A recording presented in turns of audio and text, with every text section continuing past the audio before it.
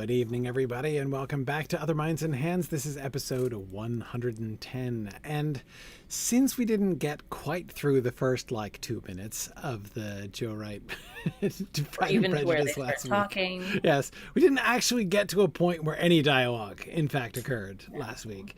So I think we're going to begin today by returning and finishing that to see if we can, in fact, within 2 weeks, do that analysis. Tells you the power of visual language. We had so much to discuss. Well, it really does emphasize the point that we've been making about how much information is conveyed in every second on on film, and it's really not possible to take in all of it sort of consciously. I mean, it's one of the fun things about film is that any kind of film that has any amount of thought put into it is very rewatchable, because there's always more to learn and always more to see. Even, of course, if you have the stomach for this and enjoy that kind of thing, even bad films and TV shows are interesting to rewatch to try to understand better why they're not good. What isn't working, the more you watch it, the more you pick up on it. And I've tried to have this conversation with my mother. It was work back in the day when I watched Secret Garden 97 times in a row. I just didn't know I was working yet. I was building a foundation. That's right. For what I do now. That's right. That's right. Yeah. So we do want to talk about Lord of the Rings. We quite missed talking about our fantasy stuff as well, and there's a lot going on in that world, but we weren't quite ready to dive into it yet because we wanted to finish at least this scene of preparation. Exactly. Yeah. And there's also, when Maggie and I were discussing returning to some of the Tolkien and other related fantasy stuff that's going on, there's a bunch of stuff that either we're still we would like to wait until we get some kind of release of a thing that we can talk about, whether it, even if it's not a trailer, even if it's just an image or two, that would, a poster would be something that would, I'm thinking of Narnia here. I would love to see a poster for Narnia released, and that would be really fun to look at and get a sense of what, where they seem to be going and how they're even, I'm thinking, Maggie, of the conversations we've been having here with the Pride and Prejudice stuff. I mean, that doing a Narnia reboot, they're going to be dealing with the previous preconceptions. So both you've got the book fandom, and then you've also got the which is interesting. The book fandom for Narnia is particularly it's peculiar. It's in a lot of ways. I think it's peculiar, and so broad now. I mean, yes. I feel like the core audience is very different than the core Tolkien. We can't really compare apples to oranges there, but because there have been so many adaptations since the text came out, with the BBC ones, the Walden Entertainment ones, and now these, there are just quite a few different, totally different versions. Whereas I feel like Lord of the Rings kind of always tried to stay in this similar vein. Narnia was quite happy to have these departures based on budget or technological advances or things. So it's very different bars of expectation, and therefore very different generations, but also interest level of your audience members. You have people that just love the cheesy, cheap BBC production for what it was. They don't really care that much about C.S. Lewis or the text, Yes. I think it's an interesting one to take a look at and see what Greta Gerwig does with it. I'm so excited to see what she does with it for all the reasons, possibly good and bad, but all the reasons. But Corey and I were talking about it before. Yes, we know there's photos of what's shooting in London right now. Same with Harry Potter. We know HBO is shooting Harry Potter in London right now. But it's all paparazzi type shots. So we don't want to do that. We don't want to talk about things until there's something we're able to talk about. Yeah, I mean, so there are a couple reasons for that, I would say, right off the top of my head, not wanting to talk about those shots. One is that, of course, I feel a little bit guilty, encouraging people doing clandestine stuff like that. I've never loved that sort of thing. Am I eager to find out about stuff? Yes. Do I love the energy of that thing, because it's fan energy, but I don't actually want you to crash a set. Yeah. And just steal doesn't, photos. I don't feel right about it. I really don't. And I've never really jived with the kind of the whole attitude that feels entitled to it. Like, you can't keep the fans away. Like, it's our right to know what's going on. It's like, no, it's not your right to know what's going on. Like, let them do their production. But again, you can like everything we've talked about, you can understand it. They feel very of course. protective Yeah, and no, I possessive of understand this it. stuff, but that doesn't mean we need to condone it. Yeah, exactly. But of course, the other thing that I don't like about it is that they are, by necessity, out of context, right? One of the really fun things about things like a poster, right, is that this is, I mean, people know we've, had lots of discussions about, posters and other kind of images that have been, stills that have been released, and trailers and everything. And those are always highly curated. Those are works of adaptation art of their own, right? They are finished projects of their own, exactly. Yes. I mean, I'm thinking of all the fun we had discussing the that Rings like of Power pictures. tapestry, and the tapestry for War of the Rohirrim, War of the right? Rohirrim, Yeah, that was great. like it's so cool. I mean, like the way that all that is put together, it's very, very thoughtful, and it's very, very careful. And of course, it's not necessarily done by the same team that's making the film, right? And so there can always be, but that's part of the game. That's part of the fun and trying to figure that out. So again, the fact that, like, if you're getting a clandestine shot out of context, there's some things that we could, but I don't want leaks. I want production. Like, it's their work of adaptation that I'm interested in. So Yeah, and like me personally, I'm gonna be interested to see if I can like grok anything from what I'm seeing. Sure, like that image might be interesting to zoom in on the posters and the backgrounds and things like that. But I won't use that for anything because that's not a reliable source. Like that's like looking at a palette with 6 paint colors on it and deciding what the painting is going to be. Like we just don't know. Yeah, exactly. And that's another thing that I mean by out of context. We there are so many things which, if you I mean, I've not spent a lot of time on film sets and stuff, but the small time that I have has shown me so clearly, like, if you look at the set from just slightly the wrong angle, like, that's not, it's set up for a particular camera angle, right? And if you put the camera in the wrong place, nothing is going to look right. Everything's going to look horrible, most likely.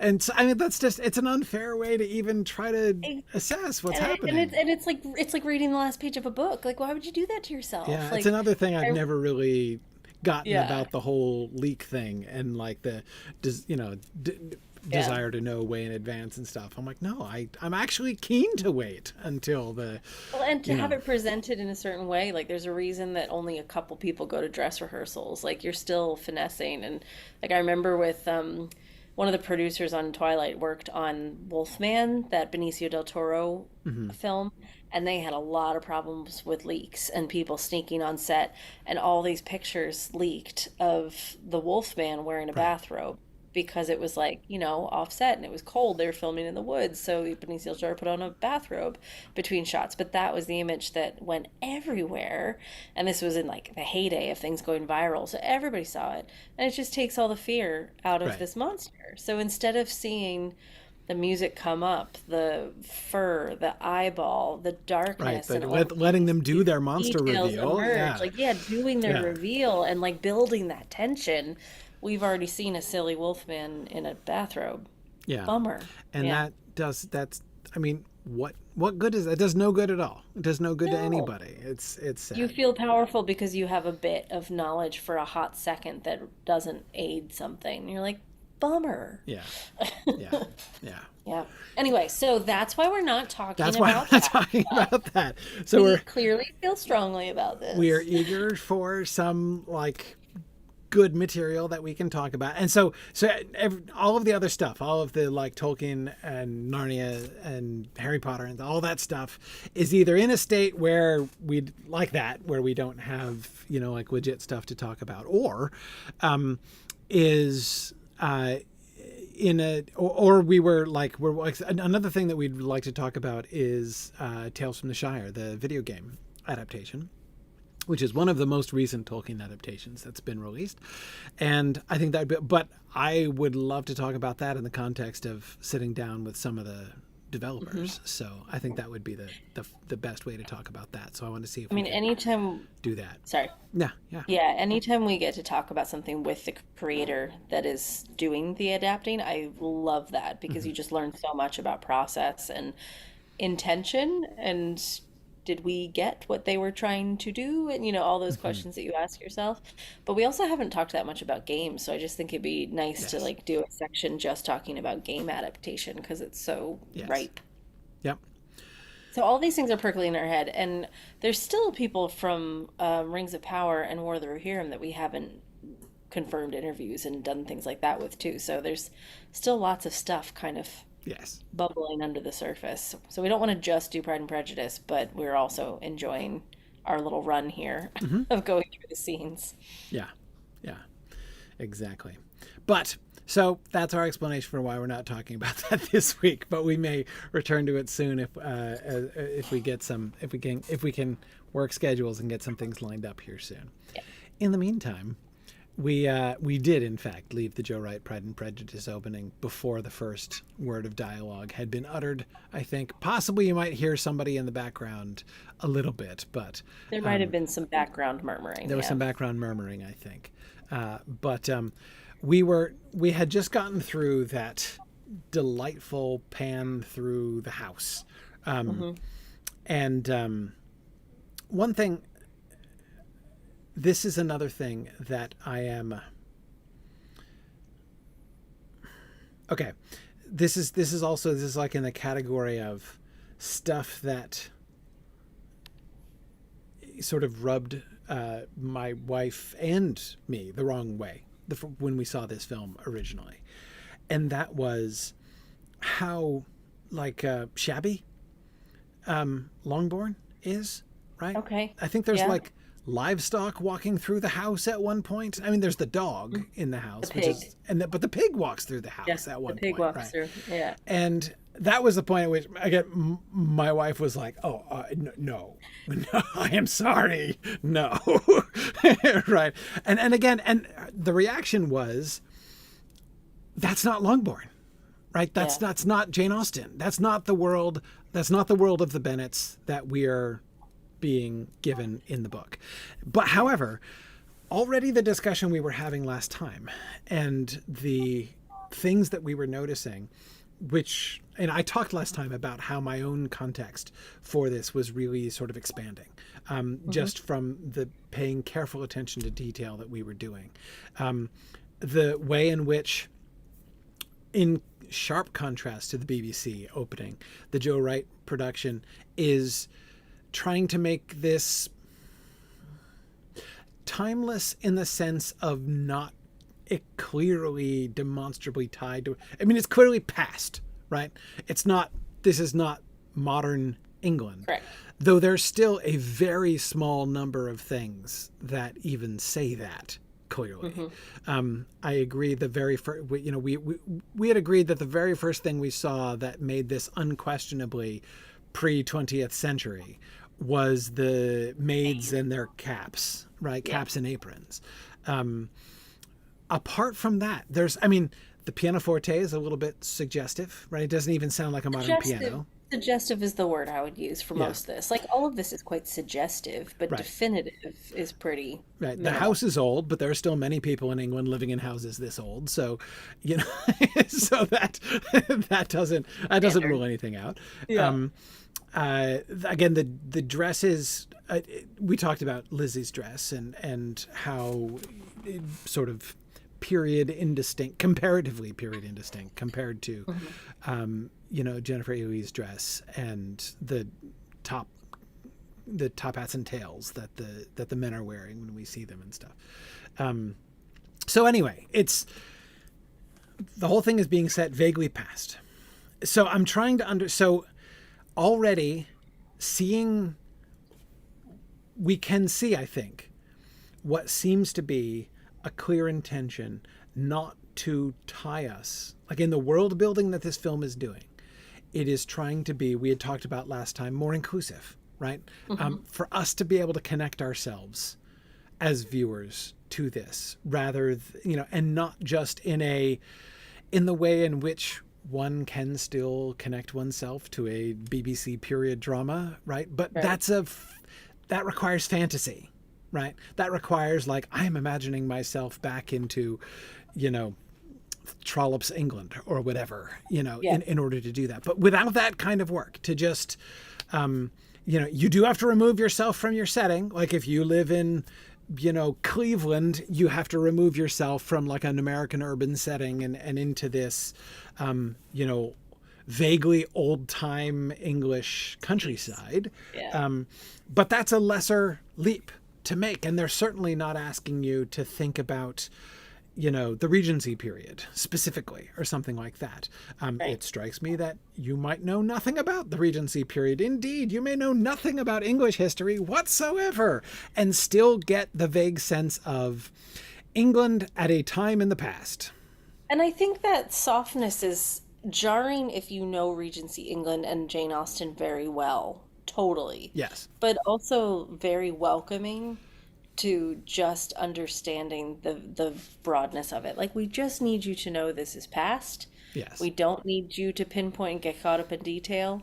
And in some ways, I think that's a lot more welcoming. So having these little things that just kind of twig, the pig walking through the kitchen, not appropriate Right. from our perception, but very telling that they don't quite follow the rules of what you're supposed to do. Like, Right.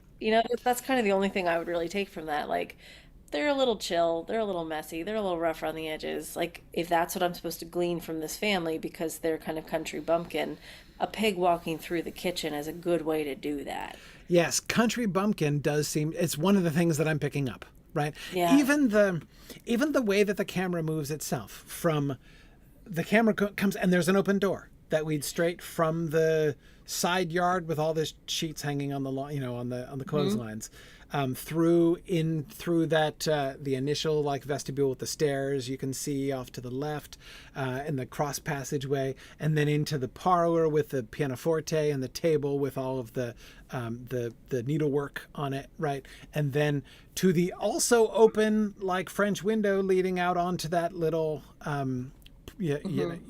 I don't know what it is, like a porch, or no, it's not a porch exactly, but a little Balcony. Little balcony. But anyway, it's open on both sides. That is, there's no boundary between this civilized parlor space and the place where laundry is being done on the one hand and poultry is being fed on the other side. Boundary is an excellent word because we're not getting a clear definition of purpose for each space either. Like, think about the Darcy households. You know exactly what happens in each room, and there's a lot of law and order and rule in those spaces. But like, I've paused just on the dining table, and it looks like there's like a bowl of plums. There's silverware on an empty plate and a dirty glass and mug, but there's also haberdashery stuff and some letters, or it actually looks like magazine pictures or something. So it's just like, it's tidy. I mean, all the ribbons are in a box. It's not like we want it to look like a messy melee. It's not dirty. It's not just messy. But it's also not like kept orderly. Yes. Orderly, that's the right word. Yeah. This is not like surgical organization. No. And as you say, it's also very multi-purpose. This is a table on which people eat, people do their needlework, people write letters, people read, magazines or books, like play the piano. This whole large family does many, many different things here. And the same way the pig walking through the kitchen tells us something, the two girls running through the room tells us something, that decorum is a little bit lax here. Yes. We're allowed to run and giggle through our house, and Jane's a little bit like, oh my goodness, but she's not like, oh my God, Yes. It's so, I mean, this has always been one of, sorry, I keep talking about my wife, but she's the huge Jane Austen fan in our family. So she's like my touchstone for this kind of thing. One of her pet peeves, especially in American Jane Austen adaptations, has been the extent to which a lot of the directors and scriptwriters feel that they need, and I'm not saying they're wrong, and she wouldn't argue that they're wrong either necessarily, but they seem to feel that in order to convey the things that Jane Austen does with extreme subtlety, they have to like beat you over the head with a sledgehammer with it. Okay, I was going to give an example, but it's from Mansfield Park and would require too much explanation. But this seems to me another example of that kind of thing. So on the one hand, what does Jane Austen convey to us about Longbourn and about the Bennett family, both like financially and socially? Well, she conveys that Longbourn it's a large house. It's a gentleman's manor house, but it's not like wealthy and comfortable. It is not a massive estate. It is dwarfed by anything that like a real gentleman like Mr. Darcy or even Mr. Bingley has. They are considered, as you said, country bumpkins, right? They are country folk. They do not have refined London manners. They are respectable in one sense, but that's actually, in many ways, right? It's one of the whole dramatic points of especially the first half of the novel. How respectable are the Bennets? Or are the Bennets respectable? In one sense, they are. But in another sense, they're not. And it's their manners, right? They are crass. They are, especially Mrs. Bennett, right? They are crass. They're not refined. They don't move in the best circles. Their standards are low country standards in a lot of ways, and therefore, so that's, and then like financially, again, they're not poor by any stretch, but they are not among the wealthy either. And they certainly are very much more limited financially than the other wealthy families that we see them mixing with. But again, they don't. Anyway, so all of these things, Austen, she doesn't just convey that they're sort of on the fringes of genteel society in some ways. She does do that. But again, that's part of the drama that we see unfolding, and the tension between primarily Elizabeth and Jane on the one hand and the rest of the Bennett family on the other hand, right? Yeah. And the way in which Elizabeth and Jane are distinguishing themselves as being respectable in every sense, and yet the rest of the family is proceeding to make itself unrespectable in every sense as the book goes on. And in terms of like textual adaptation, I'm looking to you because like in the text it's real slow for us to kind of gauge their status, right? Like there's a slow reveal of us questioning as we're learning, and I don't know if we have the same luxury in adaptation, so I'm just trying to think through like why would they make these decisions, what were the thought processes that might have fed into setting the Longbourn to look like this.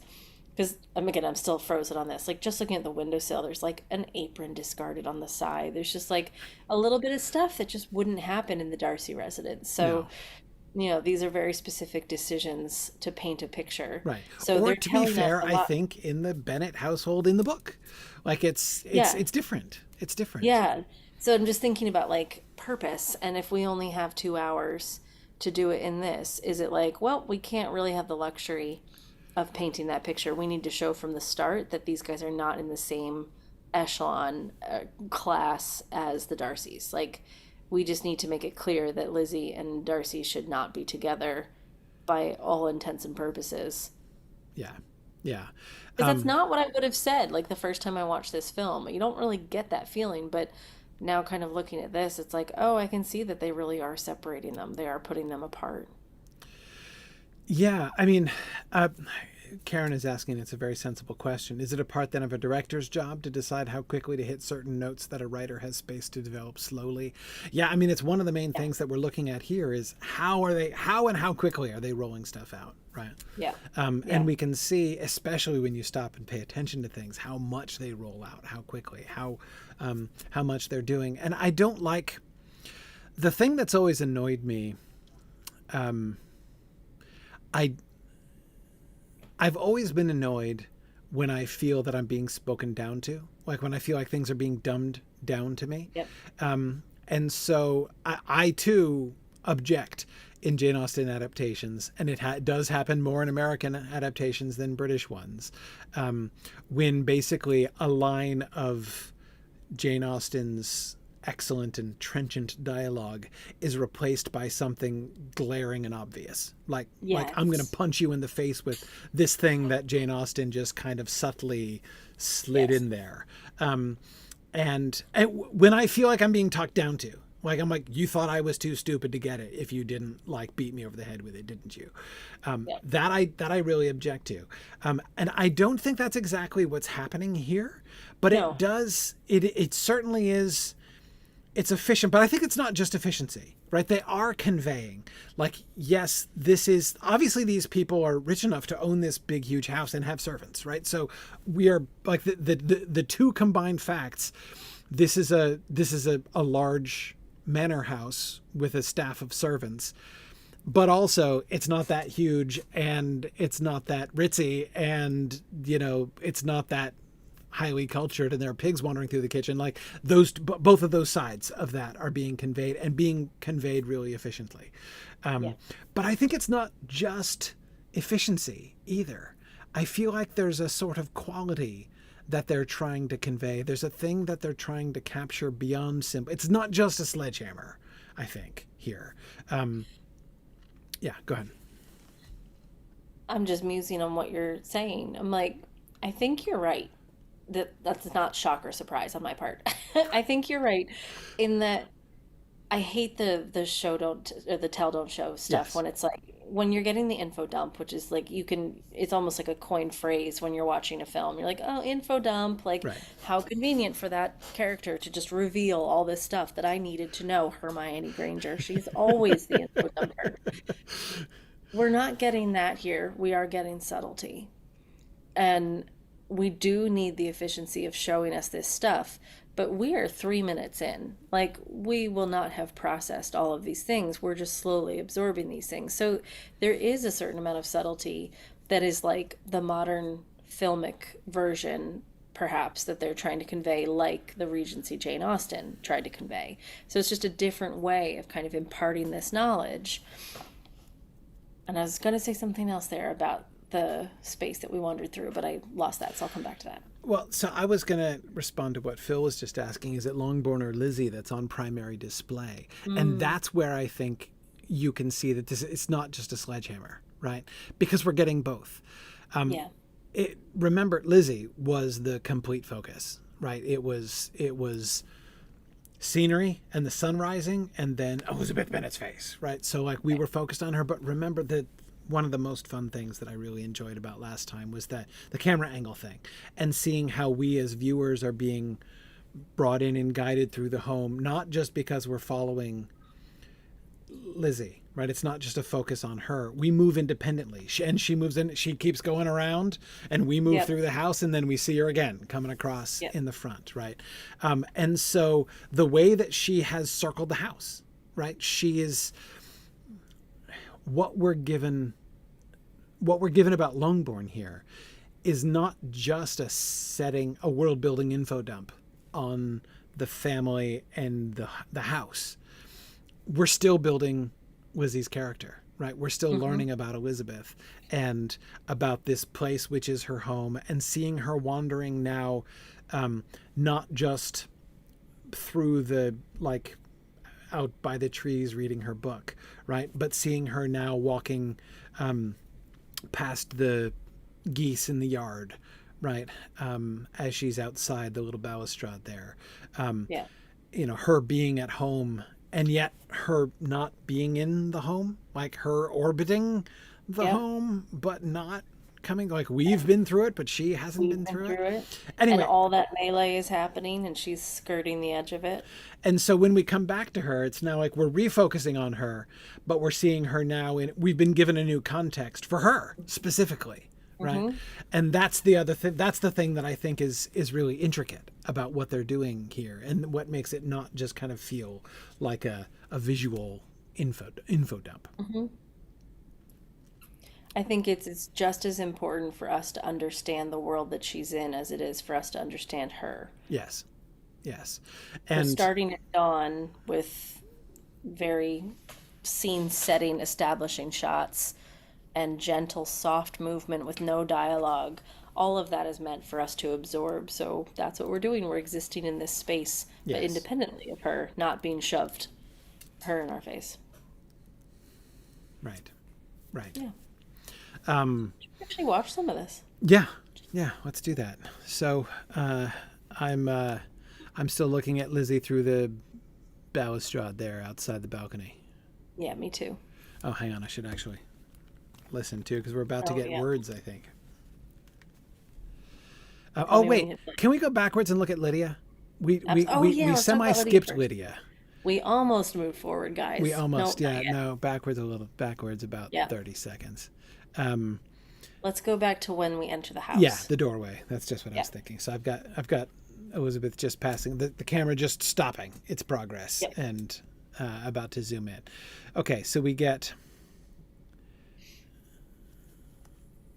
Okay, so we're going. Get our first suspicions that it's diegetic music. Mm-hmm. Okay, now, okay, so Lydia and Kitty. First of all, Lydia gets named first before Kitty, which leads us to believe that she is the one who is first in line. Like she is the one who is running in. So she is the leader and Kitty is the follower. So this is one of the first things that we're getting. Now, we don't yet, if we are only watching the film, we have no reason to know that Lydia is in fact younger than Kitty. Mm-hmm. But the far more relevant and significant detail for the sake of the story, right, is that Lydia is the leader. Right. Leader. Yeah. Yeah. She is. And not just the leader, but the leader in kind of chaos. Yes, You know, exactly. everything else is quite chill and peaceful. Mary is very serene and upright playing the piano. Jane is even moving in a pretty steady, slow way. And then you have this barreling duo come down the steps, Yes. busting the frame. Also, thinking back to our observations about that table, Lydia was carrying something like I didn't see what it was, some piece of fabric, a shawl or a something, Hat or a ribbon or hat or something. something. And she comes and she flings it down on the chair that's pulled out from the table and then continues running off out the Mm-hmm. door to Mary's left. In other words, Hat. Yeah. it's the hat. Okay. So Yeah. if she is, and so now, interesting. It is the hat, It is the hat. The hat that we then see on the table, she put there. which seems a nod to the BBC where we get introduced to Lydia and Kitty with a fight over the hat, Fighting over the over hat. Kitty's hat. Yeah. Now they seem relatively I don't know how amicable. many They're both times I've giggling watched this together. and I never put that together, Corey. Interesting. I think it's a nod. I think it's It and could so be. they're not introducing Lydia as a source of discord yet, and that seems to me a crucial difference between the BBC and the Wright productions here, is Yeah. that Lydia is Partner in crime. yeah Lydia is the cause of disruption in the household, and there's Mhm. even like the gentle implication that it's because Lydia is so noisy and rambunctious that Elizabeth quite prefers to walk on her own outside the house, right? Mhm. Again, that sense of her being outside and Mr. Bennett hiding in her hiding outside and him hiding in his study, and the two of them sharing this look of understanding, like they're both finding peace in their own ways, right? Is that's yeah. I think that's something that's clearly kind of premised. So Lydia as the source of discord, as a source of unpleasantness, immaturity of a particularly like sort of teenagery and immature sort, right? Yeah, and I would say disruption Yeah, disruption. without a negative connotation. Like, she's disruptive, you know, she has just broken into frame, she has changed the pace of our movement. So I would say disruptive, but I wouldn't say like antagonistic. Oh, can we give a timestamp for the Lydia thing? Good question, because we're having trouble with timestamps, but it's somewhere around the 235, 230. I'm saying So that because Corey and I were laughing at the beginning of this because I'm on Netflix and I've got like a big red ball on my timeline, and the beginning of the ball is 2:05 and the end of the ball is 3:11. Like, do they know how long a minute is to us? that's Like, right. That is almost useless. Whereas I on HBO Max am getting the how much time is left in the movie stamp, but not the current timestamp of where I am. Um, well, I just put my foot down and I stepped on an urukai. Like, one fell off the shelf and I just stepped on it and it really hurt. uh, Injury by urukai. the Urukai do Sure. that. They are very savage. It's true.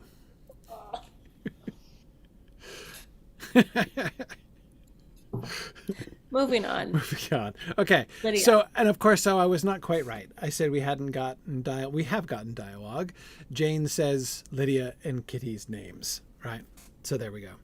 Um, so it's I would actually still call interesting. it like atmospheric dialogue, though. We're not like it's not dialogue to add into the moment. It's yeah. Right. I don't think we're quite at the start of dialogue. It's more background noise. But but it is a little bit interesting that Lydia's name is the first distinct word that is spoken in the entire film. And to comment on the fact that she is coming rambunctiously running down the stairs, and everything else has been stately movement. Lydia is the first fast moving thing. Even the ducks have more decorum than Lydia. Right? I mean, like we saw the geese moving, we saw the, but like, Lydia is running. The camera is moving gracefully. Mary is sitting there with excellent posture at the pianoforte. Elizabeth has been strolling, right? With smooth and stately stride. And then now here comes Lydia, and then Kitty. Well, here's another one. Dashing in Another on one too. When we first see Jane, she's holding embroidery. Yes. So she's been working at something. Mary is sitting at the piano, so she's been working at something. Lizzie has been walking and she's been working at something. And Kitty's not holding anything and Lydia throws her hat down.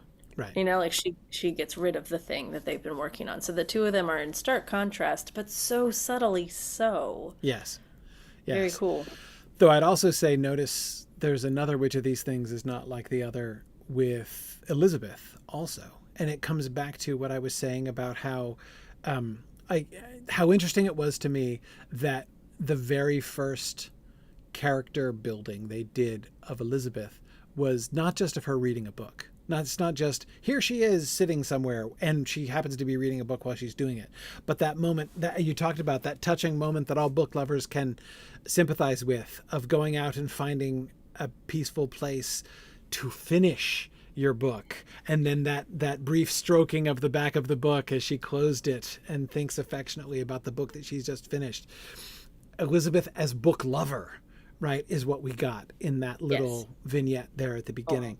And everybody else is doing like Tasks. And especially within the context of the Jane Austen world, more typically feminine tasks. It's not that women weren't supposed to read books. Women did read books, and that comes up a lot but like needlework, playing the pianoforte, these are traditional feminine accomplishments, right? That young ladies are supposed to cultivate. Whereas young ladies would have been, it would have been less important within that society for young ladies to improve their minds with books. Again, not unknown, not discouraged, just not the primary thing. So again, but Elizabeth is a book lover who was reading, it did not look like a book of information that she was reading, but it looked like it was probably a novel, a story that she was finishing. And Anyway. she was very pleased with and attached to. Yes, and it does seem to set her apart from her sisters. There's no evidence, even with Mary, whom the book tells us in our introduction to Mary, with her savagely satirical lack of dialogue because she can't think of anything particular while Mary is adjusting her ideas. But Mary considers herself a woman of information. And yet she's not depicted that way. She's depicted playing the pianoforte, which Mary does. Like, again, that's true to Mary's character in one sense. But all four of the other girls are inside and Elizabeth is outside. She's outside and she's with her book. She's outside. Again, she's orbiting the house. She's not in the house. She's not depicted as part of this thing. But okay, so Lydia, but I don't want to just be negative. Lydia is also, although she is clearly an agent of chaos, right? Because it's not just that she's running and giggling and putting her hat down. She's also disregarding her older sister, right? Who calls after her and is completely ignored with giggles as Lydia runs out of the room, completely disregarding Jane calling after her. So Lydia is an agent of chaos, but she's also an agent of fun. Like, Yeah, I was gonna say I wouldn't put anything like too negative on it because Jane's not that bothered. It's fine. Like there's a fair bit of levity and yes. Even joy her face when her. she's calling after them is Yeah. one more of amusement than of of disapproval. Yeah, And there's even like a sensitive little touch on the dog as she goes by, and there's just like these nice little moments of like I'm chaos, but I'm a sprightly joy, you I'm know? giggly. I'm laughter in the household, right? It's like chaos, but not destructive. No. And again, that's also very sharply different from the introduction that we got in the BBC, where we see her being a whiny brat, Right. and like disturbing everybody in the house. Her and Kitty disturbing everyone in the house from their like, catty teenage Nattering. squabbling, in which, as far as if Kitty is to be believed, and I don't see why not, Lydia is totally to blame. Like Lydia Yeah. is just acting very, very like a complete brat to Kitty and getting away with it because she's being favored by her mom. There's nothing here that says brat even necessarily about Lydia. Again, the disregard for her older sister suggests that she's sailing a bit close to the wind when it comes to respect for authority and things Yep. like that. But again, we're not prompted to dislike Lydia. We are prompted heavily to dislike Lydia in the BBC production. Yes. Yeah, Jane's not exasperated that Lydia hasn't stopped or turned around. She's just kind of amused. Right. Whereas in the BBC one, we are all exasperated. Yes. All of us. All You of know, us. like it And that, should. oh, We and, just want them to stop. and you just think of that smug expression with which Lydia turns to look at herself in the mirror in Kitty's bonnet after her mother tells her to go away. You just want to Yes. slap her. I mean, Yes. like, it's horrible. Like, that kind of behavior is just despicable. But that's the absolute intent of that version Yeah. of taking Lydia and making her confrontational and problematic. Yes. This Lydia, you kind of, I don't know, sympathize with, and she's fun. Or at least we're open to. Yes. And that, again, it's not like we're given really clear indicators one way or another. But I mean, it's interesting because like even from this one, I'm thinking again about that really insightful thing you said last time about this film being very interested in character, in establishing character. And I feel like if we did the exercise of just after this first 3 minutes, right, before we see Elizabeth again for the second time out the window, once we've now seen all 5 of the Bennett sisters for the first time, what would be the adjective that you feel that the film is asking us to attach to them, right? For Mary, I would say like studious, right? Diligent, disciplined, Diligent, student, yeah. With Lydia, it would be maybe spirited, possibly fun-loving, right? Something along those lines. Kitty, it was like follower. I mean, we didn't get much else, but like Maybe bubbly follower. follower. She's giggling too, right? Yeah. Jane is proper, statuesque, but pleasant, right? She has Somehow also dutiful. Like somehow she still comes across as dutiful, just like holding the untidy things and trying to make sense of cross stitch while and calling whatnot. after Lydia, who's going, but Yeah. not being mean about it. Like she's not, Yep. she's not, she's not some kind of domestic dictator, Jane. You know, she has a very pleasant face and a smile on her face. And then, of course, we've gotten lots of chances to see. With Elizabeth, it's harder to do one adjective because we've seen her already now in several different like sort of contexts and attitudes. But these brief glimpses that we get to all, because we get almost not quite equal time, but almost equal time with all four of the other sisters, right? This like little brief introduction to all four of them as they go through. Which gives us a really interesting sense. And again, the question is now, how does Elizabeth, who is still orbiting, right, how does she fit in with all of her sisters who are here in the house? How is she a part of this constellation is now a question that I feel like I've been set up to try to understand. And I like that we don't know that yet. Yeah. Okay, so. Do you need me to close my window? Car alarm just started going off. Oh, I can vaguely hear it in the background. Okay. All right. Okay. So let's keep going forward because I think we're going to get something on our second chief data point, which was Elizabeth's relationship with her father soon, because we haven't gotten introduced to the family yet, or the parents yet, I should say. Okay. No, and the first dialogue does come from them, like official dialogue, so that's quite nice to dig into. All right, so I'm at the table. I'm panning across the table too right now. Big chair. I'm seeing the windows.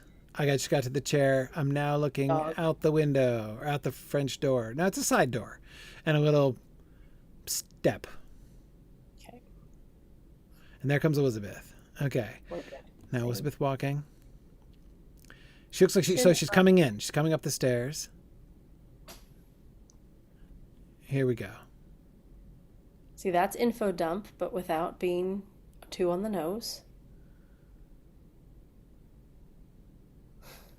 Okay, pause a second. Yeah, such a great opening line because it tells us so much about their relationship. Right. My dear, these, endearing terms and everything, but I have no say in the matter. So you clearly want to tell me, just tell me. Right. But you hear the difference in his response? It starts off, the first half of it is a quotation from the text. Mr. Bennett's first line in the book is, "You wish to tell me, and I have no objection to hearing it." Yes. And in the film, he says, "You wish to tell me, so I suppose I have no choice but to hear it." I doubt I have any choice. I doubt I have any choice in the matter. Yes, I doubt I have any choice in the matter.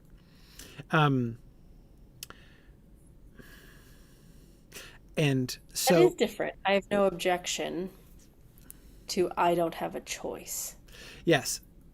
Book Mr. Bennett, from his very first line, is stringing Mrs. Bennett along. I have no objection to hearing it. Of course, he's already heard it, right? And he has planned already, Mr. Bennett, on how he is going to have fun at his wife's expense, right? By pretending that he is not going to see Mr. Bingley because he knows she's going to be like, "Oh, Mr. Bennett," right? And so like he's baiting her from that very first line, right? This Mr. Bennett is not baiting Mrs. Bennett at all. He's just complaining about Mrs. Bennett. A little bit. Yeah. He's just bewailing his lot. I suppose I have no choice in the matter, right? But somehow it doesn't feel cruel or negative, though, whereas the other one did feel a little bit cruel because she wasn't in on the joke. Oh, yeah, totally. It's absolutely cruel. Yeah, it's absolutely This one is more like resigned. I have lived with this woman my whole life. I know how to manage the situation. Like, it still feels like they're sweet on each other in a small sense. I don't know, like, maybe, but I suppose I have no choice in the matter. It's much more... So I do agree that Book Mr. Bennett is ultimately being cruel to Mrs. Bennett. And in particular, what he's doing is not just stringing her along for his own amusement. And there are many people who do this, right? And it is a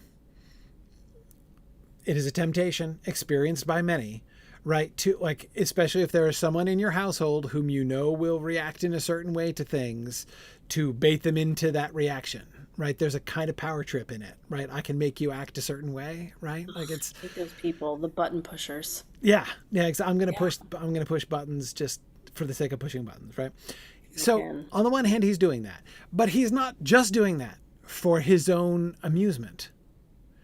He's also doing it for at least Elizabeth's amusement as Mm-hmm. well, right?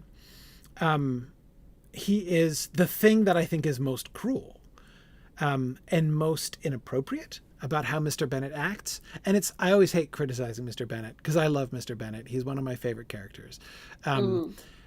But it is clearly inappropriate. It's actually, Mr. Bennett is to me one of the fascinating examples of how, like, on the one hand, I love Mr. Bennett, and like, I feel, I feel in many ways like Jane Austen's depiction of Mr. Bennett is deeply sympathetic. But at the same time, when I do careful analysis of the depiction of Mr. Bennett, I have a hard time defending almost anything he does or says. Interesting, like yeah. he's horrible. Like almost everything he does is bad. And But you yet, kind of like how he does it. yeah. Yeah. Well, exactly. Like it's no, like I don't think he's a bad father. He's a bad husband. He's a bad like land keeper. He's a bad budgeter. He's like he does nothing well. He does nothing well. But I really like him, and I find him almost entirely endearing. It's a remarkable thing, the kind of thing that Jane Austen did, and it's one of the things I think just that makes Jane Austen such an incredible satirist. When you can, like, it's it is it's an effective satirist who will make a character whom you will like despise, and therefore like you will like see, you will take the satirical message, right? You will pick up what the author is putting down because they effectively make you hate this person for all of the ways in which they want you to. Dickens is really good at this, for instance, right? One generally dislikes Dickens characters for the reasons Dickens wants you to dislike them, Wants you to right? dislike them, Like right? it's usually pretty clear. Jane Austen has this incredible ability to do both at once, to both Yeah. make you love a character while also seeing all of the like ways in Flaws, which all the flaws issues. of that Yeah. character, and yet you like them anyway. Like it's because you like them that it hits you Yeah. so hard, right? And isn't it also such a wonderful way to paint a father, Like, because you just, especially Regency era father, I would imagine, of just, there's a certain element of just like father-daughter tension that needs Yes, to exist to be believable. And yes, everybody can paint a picture of the character that they think should be a Regency father, but painting like a real living character that hmm has the things that you hate about your dad sometimes and the things that you love about your dad sometimes, yes. like to be able to pull that off is pretty incredible. Yeah, he's a remarkable character, and again, it's just one of the things that is. I mean, Jane Austen is. I think possibly the greatest satirist in the history of English. Like I don't know anybody Yeah. who does satire more effectively and more delicately than Jane Austen does. Hmm. She's so good. So this was another moment I remember. I because this was a really big Pride and Prejudice production, and this was 2005. So this was still also, my wife and I were still young, and we were married less than 10 years and all that sort of thing when this came out. I remember seeing this together, and so I remember a lot of my wife's reactions and my own as well. And that was another thing, like we both kind of groaned at that second line, Mm. because it felt like sledgehammering Mr. Bennett, Okay. right? Like, again, it's instead of conveying, as Gregory says on YouTube, he says, this Mr. Bennett struck me as tired, weary of the situation. Yes. Mm.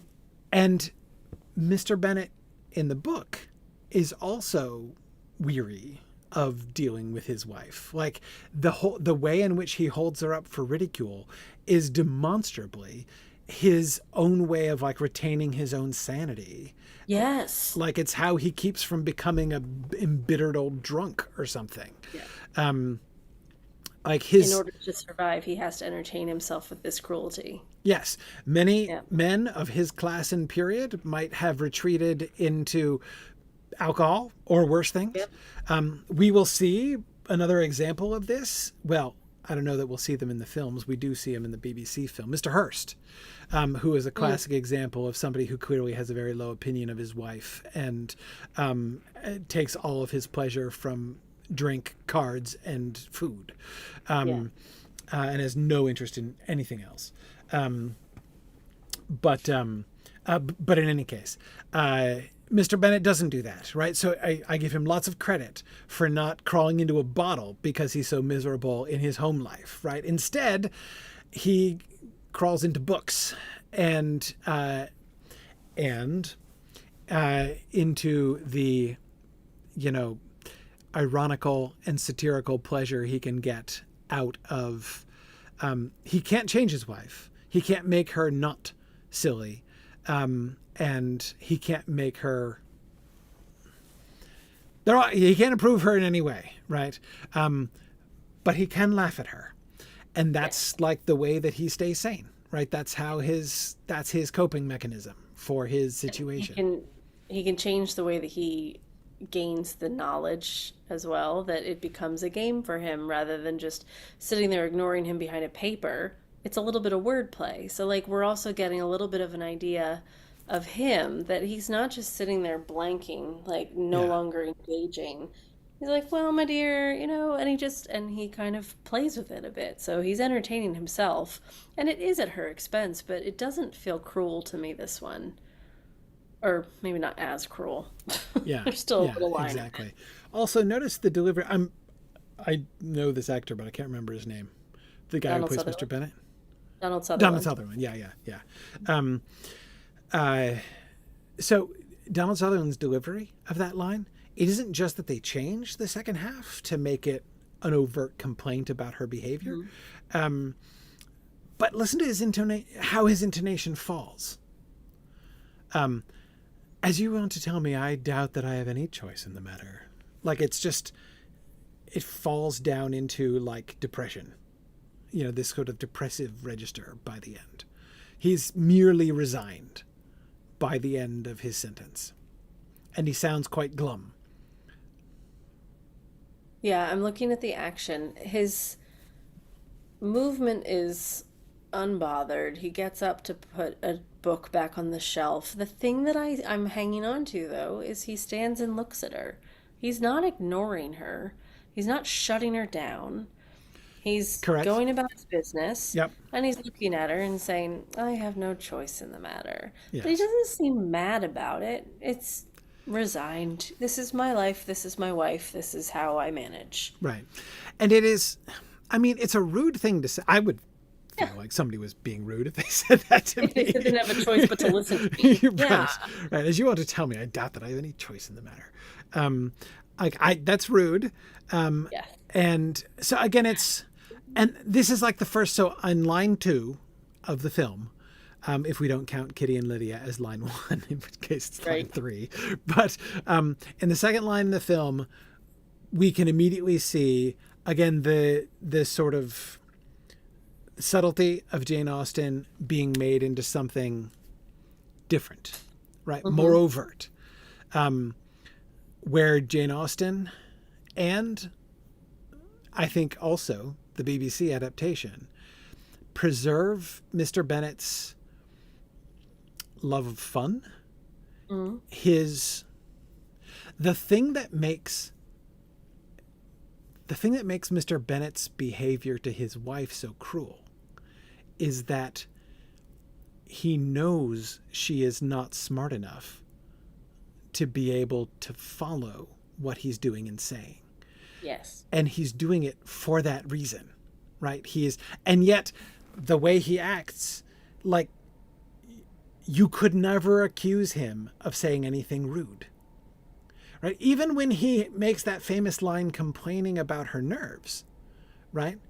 what he says, what he actually says is, she says, "You have no consideration for my nerves," and Mr. Bennett says, "You are quite mistaken, my dear. They have been my continuous companions for the last 20 years." Right? Like, you couldn't convict him in court ever of being rude to her, right? Like, there's plausible deniability in everything that he says in every way that he does. Yeah. And yet, like, the fact that he says it in such a way that anybody who is sufficiently quick-witted will certainly know that she's being made fun of, but she's not quick enough to follow it and doesn't even try to follow it. She doesn't even try to, like, understand what he really means, even when she has a vague sense that she's being made fun of. But that's the thing that's so cruel. And that's the thing why, in the end, he is inviting his daughters to laugh at their mother. Yes. Those who are quick-witted enough to follow what he's saying, as Elizabeth certainly does.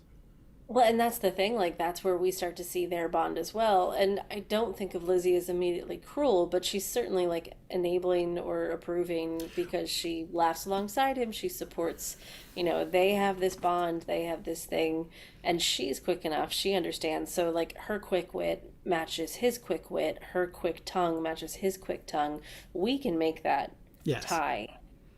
It doesn't take a ton of subtlety to put those two together to see that there is a certain amount of cruelty available to Lizzie that is occasionally directed at her mom, but she doesn't have the same life sentence that she has to carry out with her mom, so she's not as cruel as her dad. Yes. And it's and yes, just as you're saying, it's easier both down the road and even immediately for her to sort of escape from her mother. Yeah. She is not bound to her mother in the same way that her dad is bound to her mother.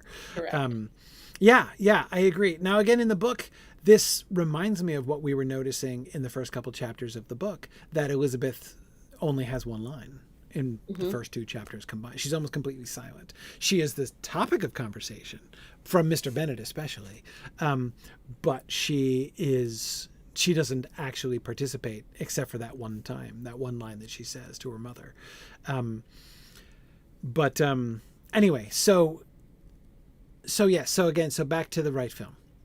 So that line renders overt the rudeness, which is very much below the surface, because of course you see, like, one of the side effects of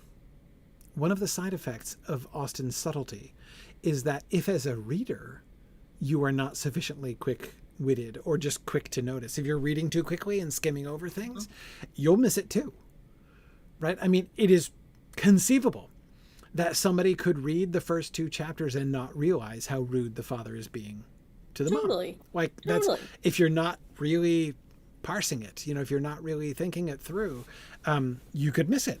Because it's not overt. Again, it's not Dickensian in this kind of very open way of, Dickens always likes to make us, like, laugh at absurd things. He makes them ridiculous most of the time. He exaggerates them into ridiculousness most of the time.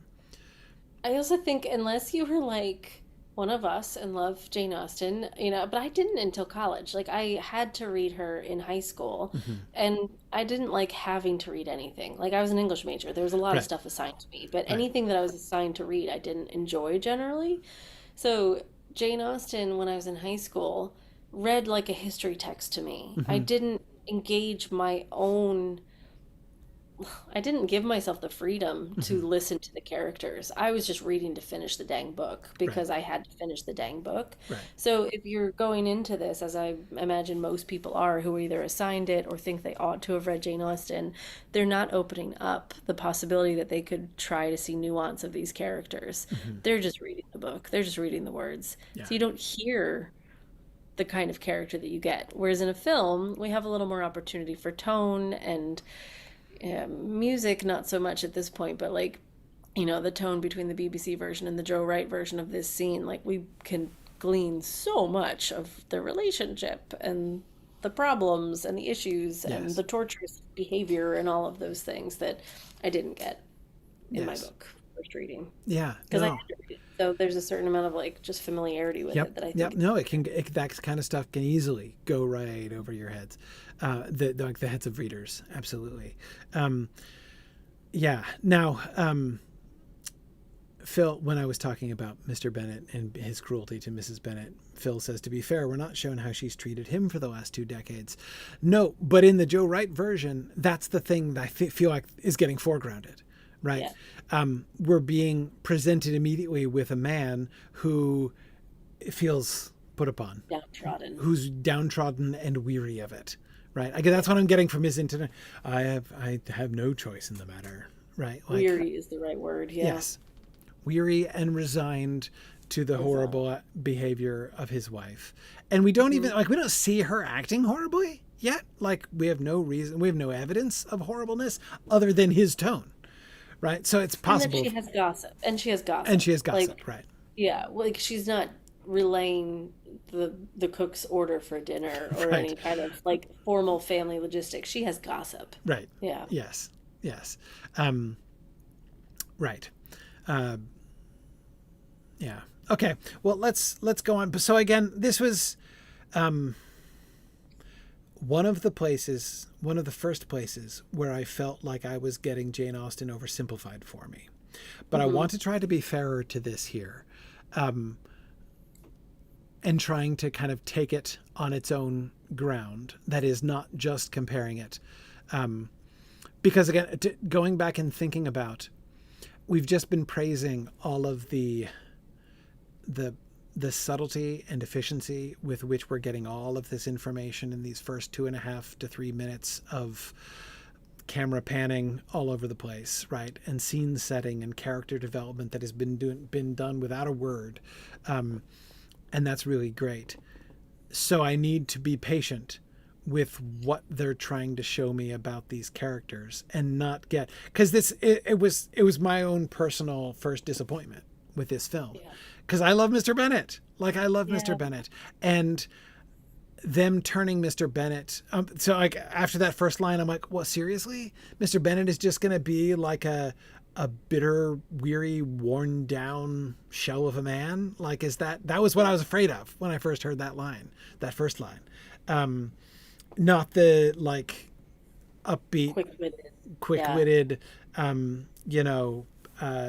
sort of like ironic, sparring. Satirical spar. Yeah, like that's. Yeah. And which I do think they capture very well in the BBC.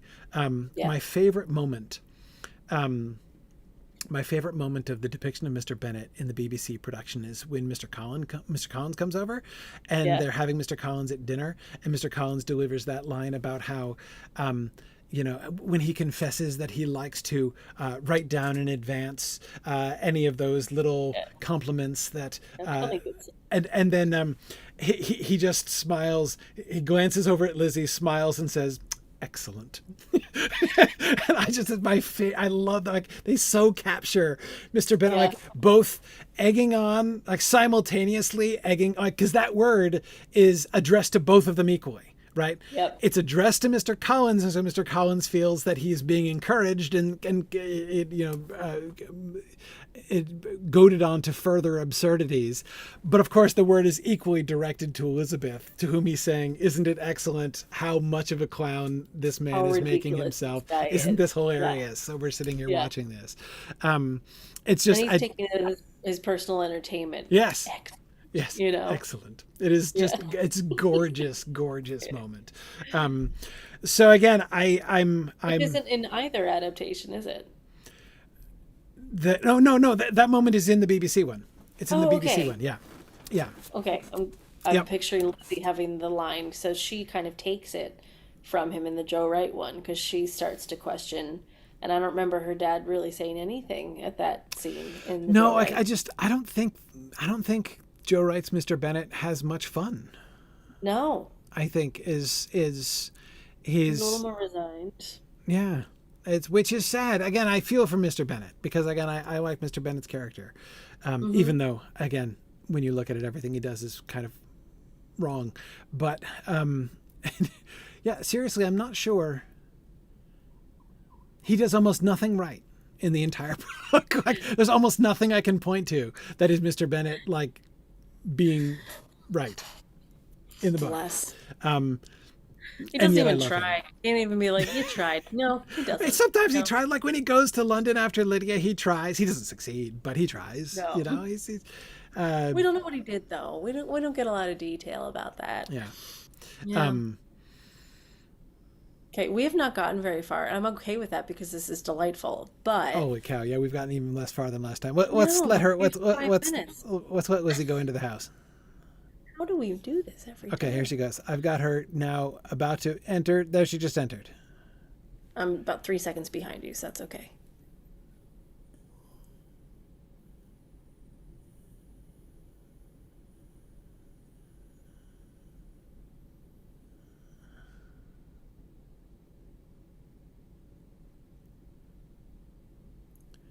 Okay, hang on a sec. Let's pause for a second. Okay, so we've got the four girls out in the hallway now. They have Um, now heard that there's a Mr. Bingley worth 5,000 a year, and I like with this one that Lizzie had no interest in what was going on. She was just annoyed that her sisters were eavesdropping on her dad. Like, what are you doing? You shouldn't be doing this. 5,000? Wait, what? she gets All of a drawn sudden in she's in very it. quickly. Hmm. Yes, yeah. So yes, the difference between the two of them, between Elizabeth and the other two, Kitty and Lydia, right? Um, Elizabeth clearly knows what is proper behavior. Hmm. It is improper to be listening at Hmm. the door. Um, but whereas Kitty and Lydia, they have no manner of shame at all, right? Not the slightest. Um, but uh, but Elizabeth then immediately gets drawn in, and we see her grinning along with them, And quickly joined by Jane, who does the same. right? And And if Jane has joined in, then you know it's a big deal. yes, and Yeah.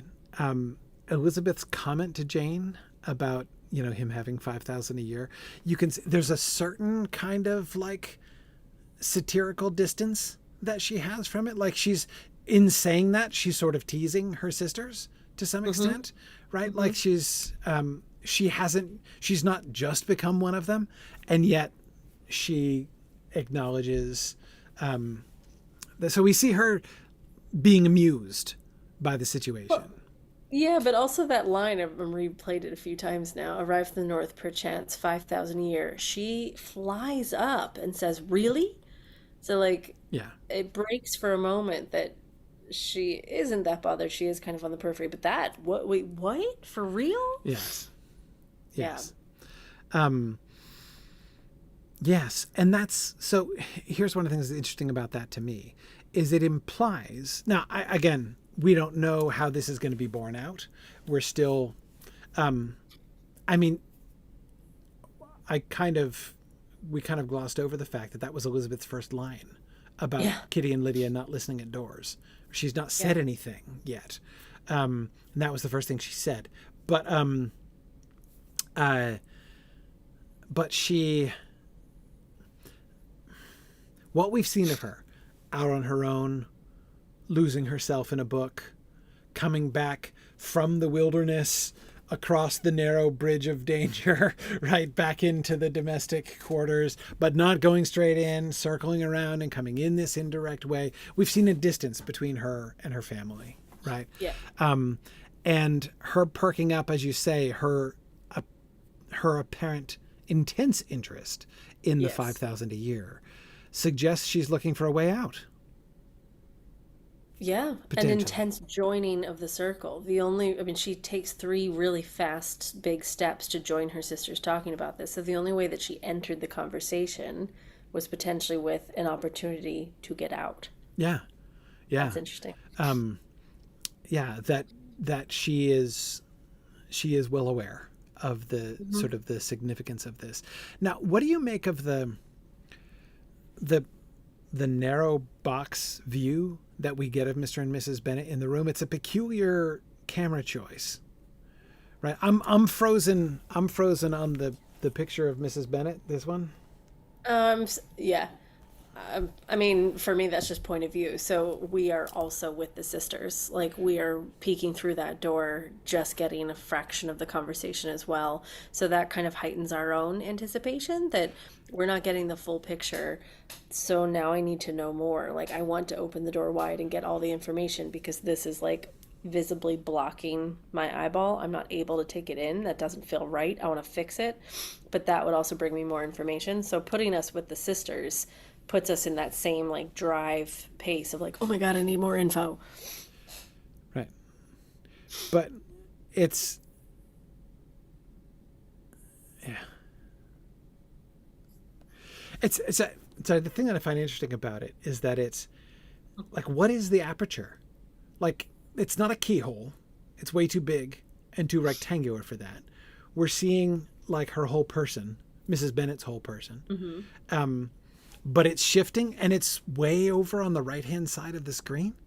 Like it was a crack in the door. Let me see it again. Yeah, it has to be a crack in the door.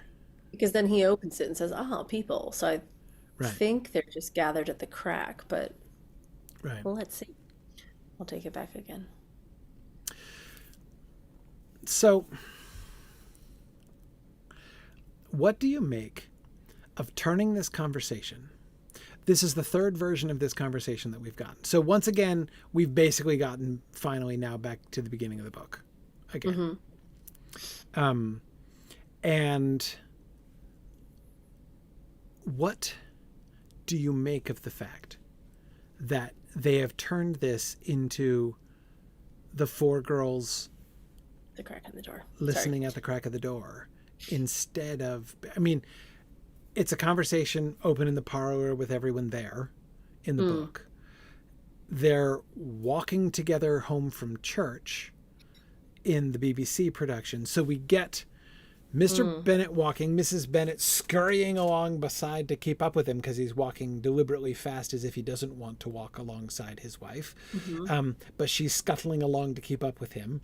And then we've got the four girls coming along in that group behind it, or five girls. And we spent some time looking back at the composition of the way that they compose the shots of the five girls back behind, which are really cool. But here, it's like each adaptation is like separating the family more and more, right? They're all there in the same room having it, though most of them are not active in the conversation in the book. Two, they're present, but they're very much kind of second tier. It's like a conversation happening between their parents, but the girls are there, but they're behind, right?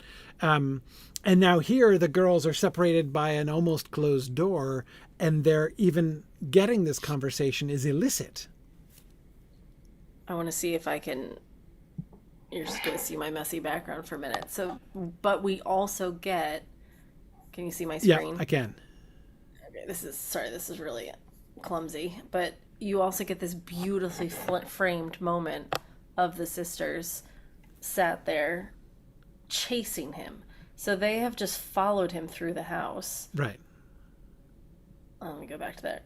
So he's now the ringleader. They are chasing him through the house in a pack, a gaggle, and then perfectly spread themselves out, perfectly framed, almost identical. I mean, like, I would say that's kind of a nod to the BBC version as well. Yes. There's a certain amount of, we have to depict the same situation here. But we're doing it all from inside the house. So instead of taking it out into the public and keeping it within their own world, we've just changed the scope of what matters in this moment. It's not the big wide world and societal impact. It's this little space. Yes. We're getting family dynamic before social dynamic. Mm-hmm. Mm-hmm. And that's really interesting. It is interesting. And he's still the ringleader, and he's still indifferent, and he's still walking at his own pace carrying an orchid, you know? So it's, instead of at church in public, it's within his own home. I kind of like that. It changes the scope of this space for us to just see how he is the ruler of this roost still. Yeah. But we don't leave the house for another like 2-3 minutes, and that's when we go straight into a ball. So we spend a lot of time establishing the family dynamic. Yes. Without a ton of detail either. Yeah. Phil is asking, do you get the sense he enjoys leading them on? I don't, because before, like, when they finally corner him in the parlor, like as they're following him through the house, chasing him through the house, back through the rooms that we've already seen, and then into this parlor. And then he immediately turns around and says, you know, they're like, you must go visit him at once. And he says, I already have. Mm-hmm. So he doesn't even attempt to lead them on into thinking that he won't. Right. That's the button pushing that he's doing because he knows exactly how Mrs. Bennett's going to react to that. Right. Yeah. But I am. Okay. So I'm at the tableau now. Okay. So here's where I am. Right. Got it. With Elizabeth doing what I can only describe as flopping down on that couch. Yep. Yeah. Or maybe flumped. She flumped down on the couch. Flopping. Still holding her book. Still holding her book. Yeah, still holding her book. She is very much in the foreground. Mm-hmm. She's in the foreground. Mrs. Bennett and Lydia are standing together. Notice that Mrs. Bennett is leaning in towards Mr. Bennett and Lydia is kind of leaning back and laughing. Jane... Rosamund Pike is standing, as always, in this beautiful, elegant, upright posture, and with a pleasant look upon her face. Mary looks completely bored, standing by the door. She's barely in the room, right? She's barely part of the family at all. Kitty is right behind Elizabeth. Interestingly, she and Lydia frame the entire... No, Kitty's right behind Mrs. Bennett. Lydia's behind No, I think it's the other way around, isn't it? Isn't... No, Lydia's the one that skips around. Jenna Oh, that's right. Okay, I was mistaking. I thought that Sally Sparrow was Lydia. She's Kitty. Yeah, right. Jenna Malone's Lydia.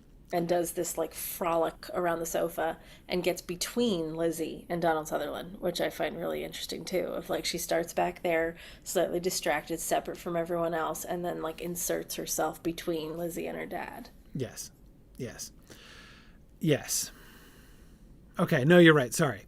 So that's Lydia. I apologize. I was forgetting who was. But that's actually interesting. A lot of girls. It's okay. Well, it is, and also we've not seen them clearly. Like at this point. I don't think a viewer has any way of knowing which one is which, really. No, I mean, because they both came through and we didn't see their faces. We only saw them from the back. And have we even heard Jane and Mary's names yet? I don't think so. No. So, I mean, like, we don't actually know. And I don't even know if we've heard Lizzie's name yet. No, we certainly haven't. So all we're doing is gleaning interactions of these girls and how their dynamics work with each other. Who's aligned, Lydia and Kitty, Jane and Lizzie, who's removed, Mary, the two from each other, the two from the five. You know, we're starting to get these kind of vibe feelings of what's going on. And then this scene just shows us everything in one. Yes. Especially with the parents, too. Like, and you get that big old snog between the parents as well. They have a proper kiss. Like, we wouldn't have seen that. No. That's yet another thing that, like, made my wife cringe. Oh, I feel like I can hear Bridget. Yeah.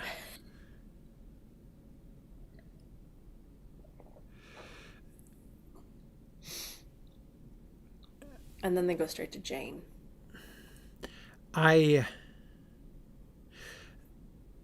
The casualness of Elizabeth's posture is very striking to me in this scene. Not just that she sits down. Again, she flumps down on the couch. And then she's like leaning forward like this.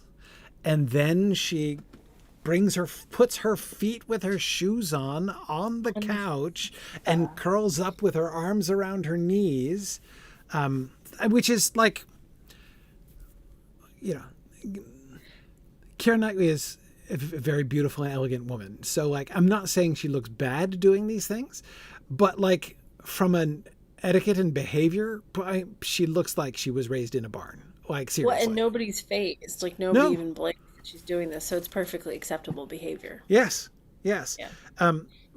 but I'm trying not to be critical, like, because this is one of the things where it's not just a like, oh, you changed something from the book kind of adaptation reaction. It's a like, but wait a second, that's not how this is supposed to go. Like ultimately it is a you change something from the book, but what they're changing from the book is the entire like social expectation of polite behavior. Like, I'm being told I don't like it, so I resist it, but I'm clearly being told by this film to throw out my expectations about what is proper behavior for a lady, you know. That's also kind of nice in terms of like a fresh slate for an adaptation, because there's only so much expectation you can avoid in doing an adaptation like Jane Austen. You know, everyone's going to have preconceptions. So if you're able to lay the scene to be like, this isn't your kind of Jane Austen. Like, it looks like it. It looks, but yeah, it's we're going to put her. it We're going to isn't put her like they're, you know, Jane they haven't put her in punk attire in 1990s No, London or something like that, right? no. Which could be done. Like, you could do an adaptation of that sort. It's not that sort of adaptation. No, but they're gently allowing for these changes that, you know, they're gently allowing us to kind of take a step back and be like, oh, okay, well then, and once you kind of like lift that bar a little bit, it's like suspending that belief. Like, as long as I believe the world, then things can be changed. You Yes. know, as like I remember with third Harry Potter, when things started to change with Alfonso Cuarón coming in, and just the vibe was different, and they had the kids in like normal clothes and Yes. pranking around and just behaving like kids do, where they didn't in the first two. Once we kind of accept, like, oh, we have a little flexibility with text, so we can kind of vibe with these characters a bit better. Tons of stuff changed. Like, the third film was definitely like such a departure from the text, more so than the first and second. So like, once you've lifted that, you have a lot more freedom. And as a creator, you'd want that. Yeah. No, I get it. And I said, at the end of the day, I can see how it actually is the case that I am complaining about what's changed from the book. It's a bigger, broader thing. It's not like a change of a detail or a Yeah. plot change or even a character change or something like that. It's a whole setting change. But in part, it's because I would be ready to accept it if this were 1990s London, right? Or something like that. Like, I would be, you know, from the beginning, I'd be like, okay, I'm taking, you know, Totally different. or Hmm. like Clueless, right? I was just gonna say, like, Yes. Clueless. Yeah. Like, I was perfect. I'm like, okay, and you know, we're taking this and we're placing it in an entirely new context, 10 Things I Hate About You. and I'm Yep. here for that, right? Okay, fine. Um, it's the middle ground. Mm, It's a sort of a risky middle ground that they're taking, totally agree. because they are saying, no, this is old timey England. Again, and I'm deliberately using that vague phrase. This is old timey England. But I'm like, okay, so you're trying to do the book setting, except they're not exactly trying to do the You're book not. setting. And But they and want you to think that they are. Like, they want it to be yes, as accurate as a masterpiece theater. So they want it to be like as good as you would expect a BBC adaptation. But we're going to do just enough to manipulate it that you might not notice. And therefore, that opens up a lot of freedom. which is why it was very hard for me on first watching the film not to feel like you're trying to do it and failing. Like, it's that classic thing which you and I, Maggie, have complained so often about people saying, you know, when people immediately just be like, oh, these people have no idea what they're doing.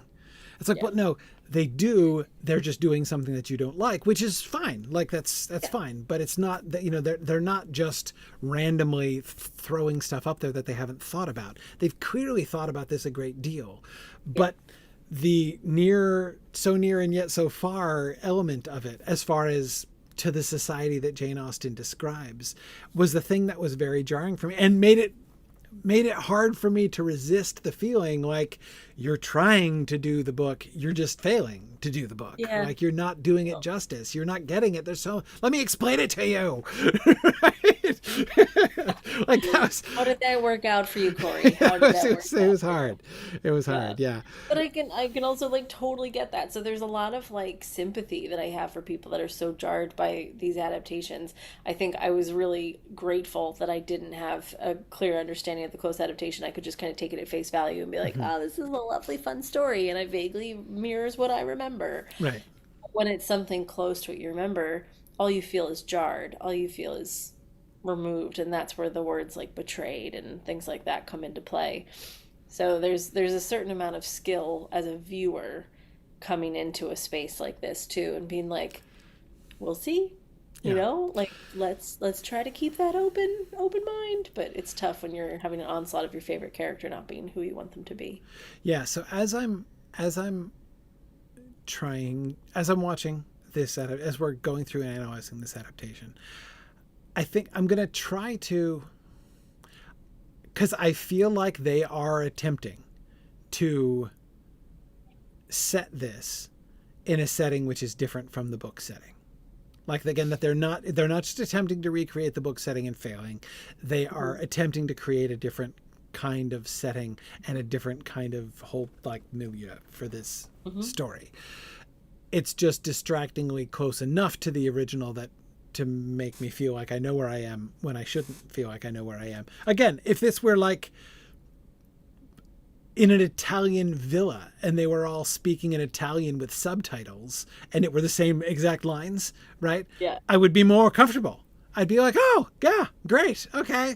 And I would be like, oh, I can see the very careful parallels to Longbourn. Like, I can see what is so very like Longbourn about this, how they're trying to capture the essence of the Bennett family situation and the Longbourn realities. Like, I'd be raving about it, when instead I'm tempted to be like, oh, they're not getting this. They're doing that wrong. They're doing this wrong, right? But I'm going to try to remember that this is a different world, and trying to pick up on the cues that they're giving me, because they're giving me perfectly fair warning to tell me that this is a different world. They know full well that a 19th century lady with social aspirations didn't sit like that on a couch with her feet on the sofa and her knees curled up under her chin. Family, you just wouldn't. No, not even with your family you wouldn't sit like that. Like, you wouldn't know how to sit like that.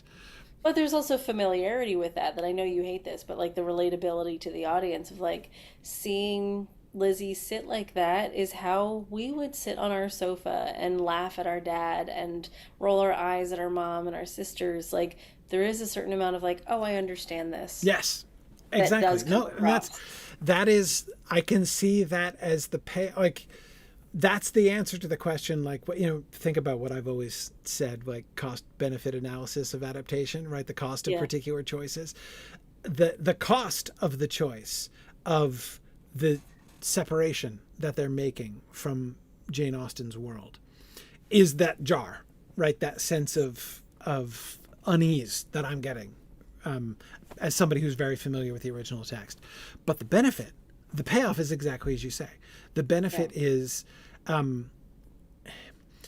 the way that even the nicest characters act, the way that Jane and Elizabeth act in the book is distant. It can be really hard for people to connect with. And I know many people who have read Jane Austen and not liked it because they couldn't connect with it.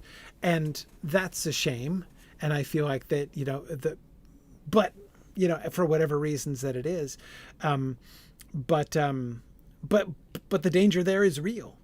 And so, yes, so on its own terms, coming back to Elizabeth's remarkable lounging on that couch, what does it convey? So apart from the fact that it tells me I'm in a very different world, what it also conveys how comfortable she is.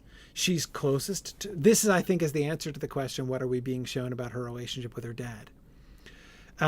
She is consistently making eye contact with her father. She is smiling at her father as if she is understanding his humor and his jokes better than anybody else. She is totally comfortable in his presence. Everyone else is standing. She comes and immediately sits and leans towards him. right? She flops down and leans towards him. She is comfortable with him, and she is like listening to him. She is used to interacting with him. They all keep their distance, and she's like, "Meh."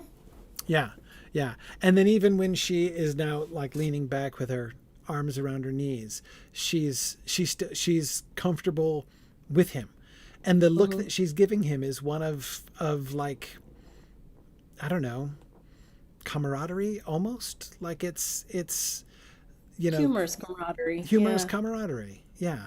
She looks like she's hanging out with a friend. Yeah. Nobody else in this room looks like they're hanging out with a friend. No. Jane is standing very properly. Quite the opposite. Yes. Yes.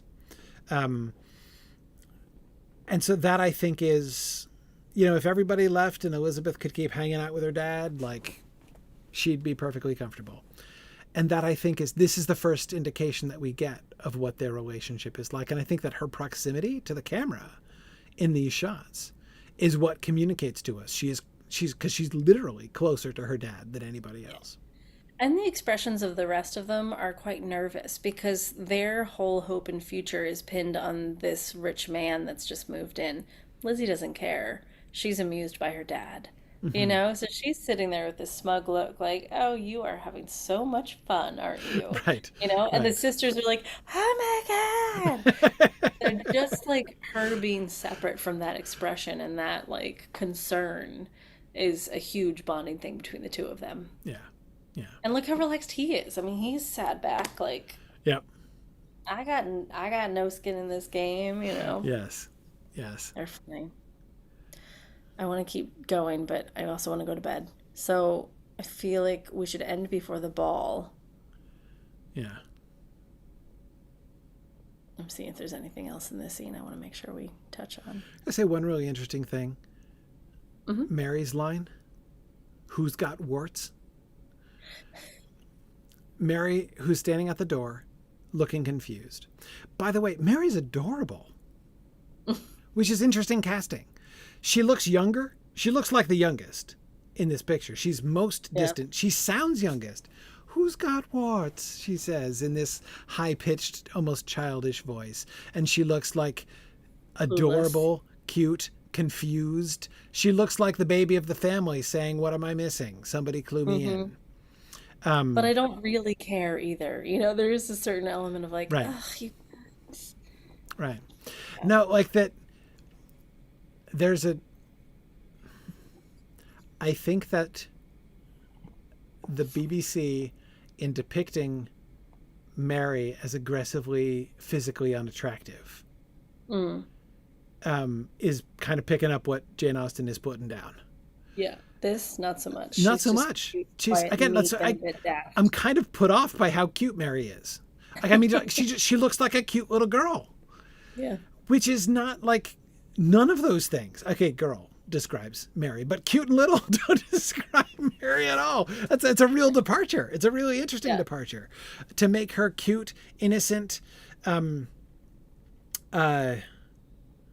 mean, it is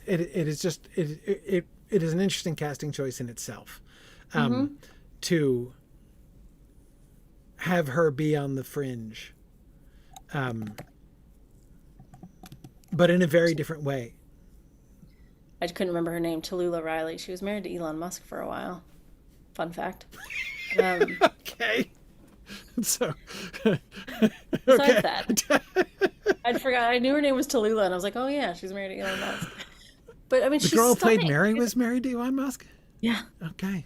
All right. Tallulah Riley. There we go. I think she had a kid or two with them. Very but I mean, likely. she's absolutely stunning.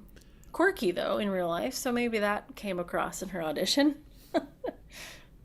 But yeah, it's a little surprising to me that they cast a beautiful girl as Mary. Like that's a choice. Yes, that's a choice. It is a choice. And it's not separating Mary as strongly as Mary is separated in the BBC one. Yes. Yes. And it almost feels like FOMO more than anything else. Like she wants to be in with Lydia. Yeah. She really until the zoom in on her, we only saw her from behind.